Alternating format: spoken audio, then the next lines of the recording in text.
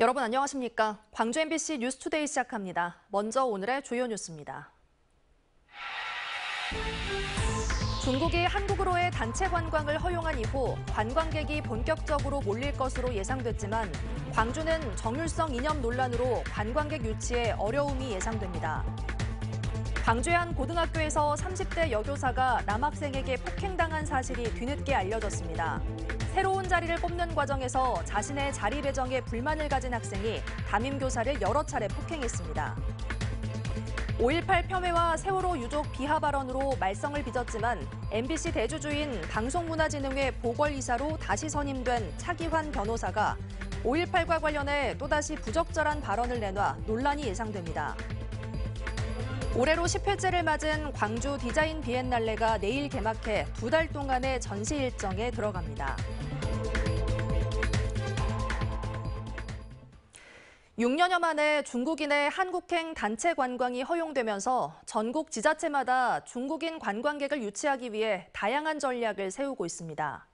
하지만 광주시는 때 아닌 정율성 이념 논란으로 관광업계에 타격이 예상됩니다. 보도에 김영창 기자입니다. 올해 우리나라를 찾을 것으로 예상되는 중국인 관광객 6호는 200만 명으로 예상됩니다. 광주시는 6호를 붙잡기 위해 다양한 관광 상품을 개발하고 있습니다. 검토 대상인 프로그램 중에는 정율성과 관련한 콘텐츠도 있습니다.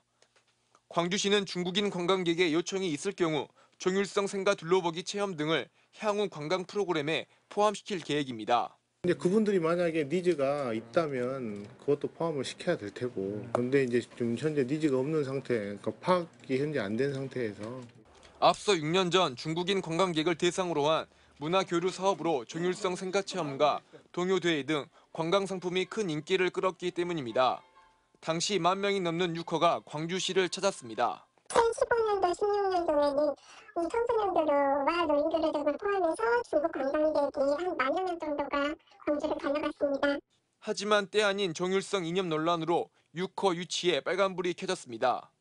광주시는 올해 연말 완공되는 정율성 역사공원과 연계한 관광 프로그램을 만들 계획이었지만 최근 불거진 이념 논란으로 고민에 빠졌습니다. 정부가 색깔론을 이유로 역사공원 철회 요구와 함께 보수단체의 반발이 거세기 때문에 역사공원이 제대로 완공될지도 알 수 없을 뿐더러 중국인 관광객들이 부담을 무릅쓰고 광주를 찾을지도 알 수 없기 때문입니다. 이 때문에 여행업계도 발등에 불이 떨어졌습니다. 아무래도 좀 특별한 걸 해가지고 관광 수요를 늘려야 되는데 안 그래도 없는 거를 그것만 해버린다는 거는 당연히 필요가 있죠. 느닷없이 불거진 이념 논란 때문에 모처럼 맞게 된 중국인 관광 특수를 그냥 보내야 할 형편입니다. MBC 뉴스 김영창입니다. 5.18 폄훼와 세월호 유족 비하 발언으로 말썽을 빚었음에도 또다시 MBC 대주주인 방송문화진흥회 보궐이사로 선임된 차기환 변호사가 5.18과 관련해 또다시 부적절한 발언을 내놔 논란이 예상됩니다. 차기환 변호사는 어제 박문진 첫 이사회에 참석한 자리에서 여전히 5.18에 북한군이 개입했다고 생각하냐는 전국 언론 노조의 질문에 5.18과 관련한 가짜뉴스를 퍼뜨린 게 아니고 논의의 장으로 끌고 들어오고 싶어 한 이야기라고 주장했습니다. 판사 출신으로 세월호 특조위원과 5.18 진상조사위 활동을 해온 차기환 변호사는 자신의 SNS에 5.18 북한군 침투설과 세월호 유족을 비하하는 글을 올려 비판을 받아왔습니다. 폭염특보가 확대되고 있습니다. 광주와 전남 대부분 지역에서 폭염주의보가 발효 중입니다. 오늘 대체로 맑은 날씨가 이어지면서 낮 동안에는 뜨거운 날씨가 이어지겠습니다. 오늘 예상되는 광주의 한낮 기온은 32도 안팎으로 어제만큼이나 더운 날씨 예상되고 있고요. 체감온도는 이보다도 더 높게 오를 가능성이 있습니다. 어제 광주 지역은 소나기가 주춤했는데요. 오늘은 소나기 소식 들어있습니다. 점심 이후 광주와 전남에 5에서 40mm가량의 비가 쏟아질 수 있겠고요. 시간당 30mm 안팎의 매우 강한 비가 내릴 수 있다는 점 기억하셔야겠습니다. 남해안 지역을 중심으로는 현재 바람이 강하게 불고 있습니다. 모레까지도 시속 55km에 달하는 강풍이 불겠습니다. 날씨 정보였습니다. 광주의 한 고등학교에서 30대 여교사가 남학생에게 폭행을 당한 사실이 뒤늦게 알려졌습니다. 새로운 자리를 배정하는 과정에서 자신의 자리에 불만을 가진 학생이 담임교사의 얼굴을 여러 차례 때린 것으로 드러났습니다. 천홍희 기자가 취재했습니다. 광주의 한 특성화 고등학교입니다. 지난 6월 30일 이 학교 2학년 교실에서 수업 시간 도중 여교사가 학생에게 폭행을 당했습니다. 이렇게 때리니까 쌤이 뒤로 늘어졌을 거 아니에요. 그때 두세 대였는데 쌤이 듣기로는 기절 정도였다고. 그리고 한 3주 동안 못 이겼어요. 2학년 남학생은 담임교사에게 다가가 주먹으로 여러 차례 때렸고 교사는 결국 119에 실려 병원으로 옮겨졌습니다. 폭행 이유는 자리 배정 문제 때문이었습니다. 2학년 남학생은 자신이 원하는 자리에 배정되지 않자 교사에게 항의했습니다. 교사가 자리를 바꿔줄 수 없다고 하자 격분에 주먹을 휘둘렀습니다. 얼굴을 다쳐 병원에서 입원 치료를 받았던 해당 교사는 현재 병가를 낸 상태인데 정신적 스트레스를 호소하며 심리 상담을 받고 있는 것으로 전해졌습니다. 학교는 사건 당일 교육청에 관련 내용을 보고하고 사건 발생 닷새 만인 지난 7월 5일 교권보호위원회를 열어 해당 학생을 퇴학 처분했습니다. 이 사건이 뒤늦게 알려진 것은 경찰 신고를 하지 않았기 때문인데 교사가 신고를 원하지 않았기 때문이라고 광주시 교육청은 설명했습니다. 선생님이 원하시지 않아서 경찰에 신고되지는 않았고 피해 교사에게 치료비, 특별휴가비 등을 제공했습니다.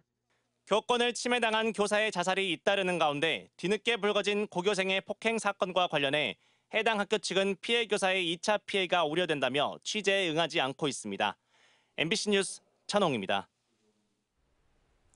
운전할 때 사거리에서 동시에 좌회전을 하다 보면 유도차선을 넘어갈 때가 있는데요. 이런 차량들을 일부러 들이받아 사고를 내고 보험금을 타는 사기단이 검찰에 붙잡혔습니다. 이들은 전국을 돌며 60건이 넘는 사고를 내고 6억 원이 넘는 보험금을 받아냈습니다. 보도에 송정근 기자입니다. 광주 서구 도심의 한 사거리. 1차로에 서 있던 승용차가 신호를 보고 좌회전을 합니다. 서서히 회전하면서 2차로로 이동하려는데 뒤따르던 차량이 그대로 들이받습니다.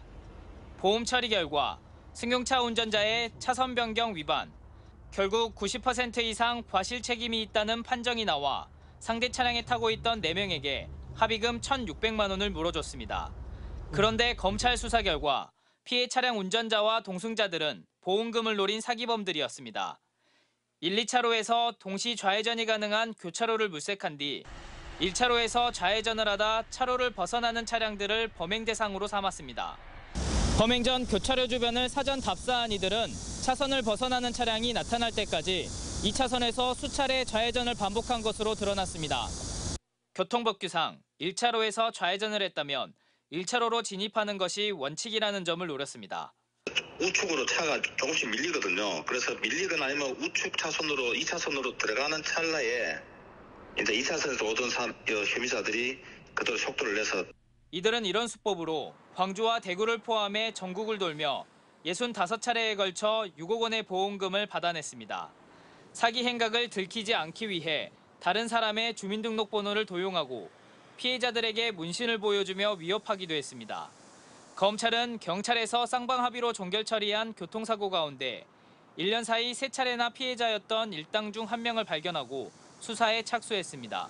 단순 교통사고 불송치 사건에 대한 기록 검토 과정에서 교통사고 피해자의 반복된 교통사고 피해가 있었다는 취지의 진술과 교통사고 기록상 나왔던 의심되는 정황들을 집중적으로 검찰은 주범인 23살 양모 씨 등 범행을 주도한 3명을 구속 기소하고 보험 사기 가담자 7명을 입건했습니다.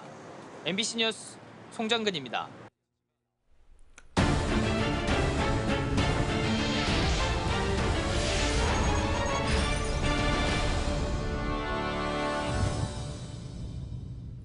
올해로 10회째를 맞은 광주 디자인 비엔날레가 내일 개막해 2달 동안 열립니다. 개막을 앞두고 국내외 언론 매체를 대상으로 사전 공개 행사가 열렸는데요. 디자인을 만나다라는 주제로 열리는 이번 전시를 미리 만나보시죠. 보도에 조현성 기자입니다. 삼배를 덧댄 전통 오칠 기법에 현대적 디자인이 어우러진 식탁입니다. 밀라노 디자인 페어에 초청받을 만큼 디자인과 상품성을 인정받았습니다. 공예 기법 수준에 머물고 있는 오칠이 디자인을 만나 그 부가가치를 크게 키울 수 있는 기회를 갖게 된 셈입니다. 국제 디자인 어워드 소셜 디자인 부문에서 우승한 작품들입니다. 디자인이 더 이상 제품이나 패션, 공간 디자인에 머물지 않고 갈수록 영역을 확대해 가고 있음을 엿볼 수 있습니다. 우리 일상의 어떤 문제점들을 다른 관점에서 해결할 수 있는 방법론을 제시를 하고 그걸 이제 디자인적인 결과물로 탄생하는 과정을 일종의 이런 소셜 디자인의 영역으로 보시면 될 것 같습니다. 국내의 또 다른 중소기업은 디지털 기술을 접목한 개인 맞춤형 안경을 선보이고 있습니다. 고객 한 명 한 명의 얼굴을 스캔한 뒤 얼굴 특징에 맞는 디자인의 제품을 제시하며 고객의 선택을 돕습니다. 갈수록 개성을 중시하는 시대에 맞춰 디자인 역시 빠르게 개인화하는 추세를 보여주고 있습니다. 대량 생산이 아니죠. 그래서 이렇게 개인화를 추구하는 트렌드에 맞추어서 디자인이나 기술 또한 맞춤화 스타일로 변화해서 이렇게 제품이 나오는 거거든요. 올해로 10회째를 맞는 이번 광주 디자인 비엔날레의 주제는 디자인을 만나다입니다. 관람객들이 예술이 아닌 일상 속의 디자인을 통해 디자인의 오늘과 내일을 만나게 하겠다는 취지로 이를 위해 50여 개 나라 850여 명의 디자이너와 작가, 학생들이 참여해 2,700여 점의 전시 콘텐츠를 선보이고 있습니다. 사전 공개 행사를 통해 전시 콘텐츠 일부를 선보인 올해 광주 디자인 비엔날레는 내일 개막한 뒤 11월 7일까지 비엔날레 전시관의 광주 도심 곳곳에서 진행될 예정입니다. MBC 뉴스 조현성입니다. 포스코가 창사 55년 만에 첫 파업 위기를 맞았습니다. 노사는 올해 임금 단체 협상을 20차례 진행했지만 접점을 찾지 못했는데요. 노조는 찬반 투표 등을 거쳐 파업 여부를 결정할 방침입니다. 유민호 기자가 보도합니다. 포스코 노사는 지난 5월부터 임단협에 나서 20차례 교섭을 벌였습니다. 노조는 기본급 13.1% 인상과 조합원의 자사주 100주 지급, 성과 인센티브 제도 신설 등을 요구했습니다. 양측은 석 달간 마주 앉아 협상을 이어갔지만 접점을 찾지 못했고 노조는 최근 교섭 결렬을 선언했습니다. 직원의 최근 5년간 평균 임금 인상률은 2.1% 수준. 여기에 최정우 포스코그룹 회장을 비롯한 주요 경영진이 100억 원 규모의 주식을 증여받은 것도 자극이 됐습니다.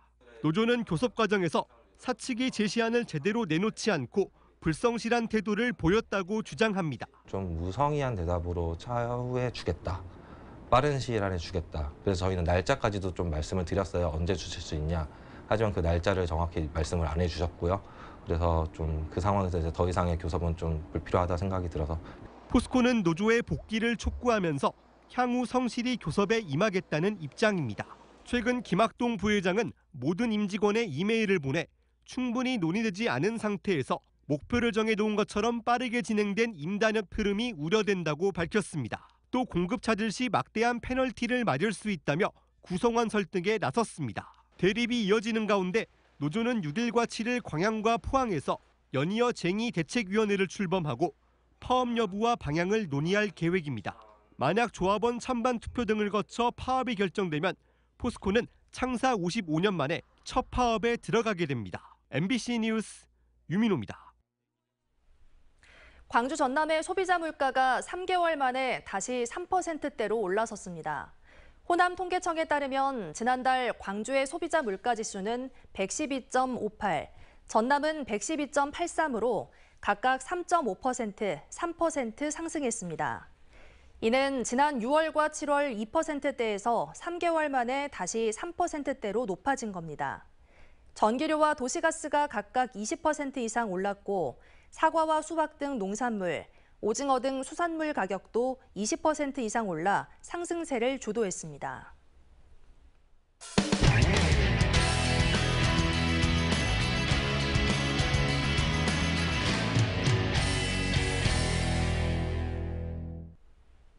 강원도 원주의 한 업체가 김정은 국무위원장의 얼굴이 인화된 티셔츠를 판매하다 국가보안법 위반 혐의로 고발됐습니다. 북한을 미화하고 찬양하는 행위라는 입장과 단순 패러디에 불과하다는 의견이 갈리고 있습니다. MBC 강원 영동 유주성 기자의 보도입니다. 최근까지 온라인에서 판매된 티셔츠입니다.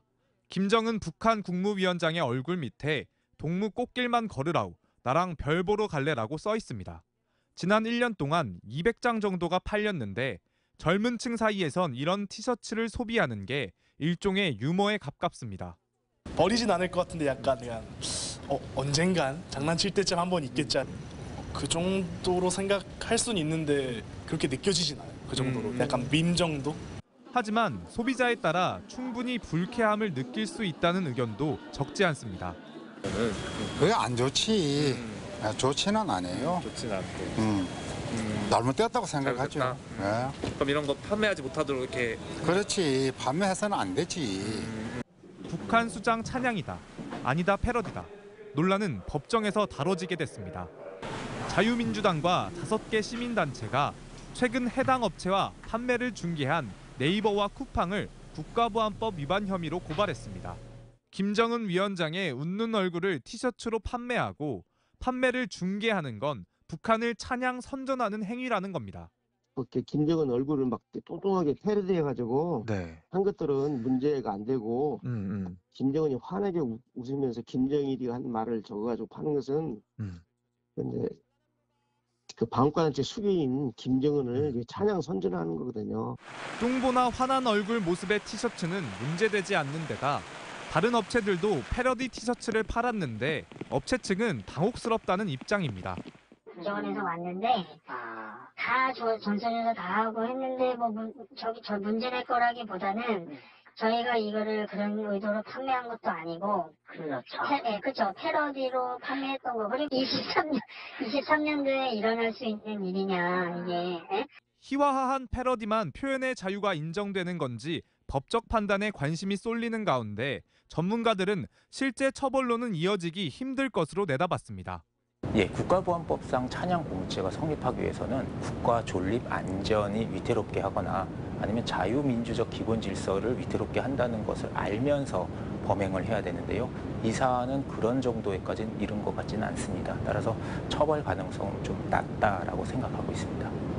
한편 논란이 된 김정은 티셔츠는 판매 중단 조치가 내려져 더 이상 판매되지 않고 있습니다. MBC 뉴스 유주성입니다.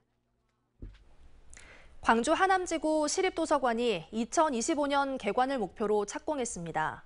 하남 시립도서관은 광주시의 1자치구 1시립도서관 정책에 따라 2017년 12월 사업 부지를 확정했고 총 사업비 292억 원을 투입해 지하 1층에서 지상 4층, 연면적 6,900여 제곱미터 규모로 지어집니다.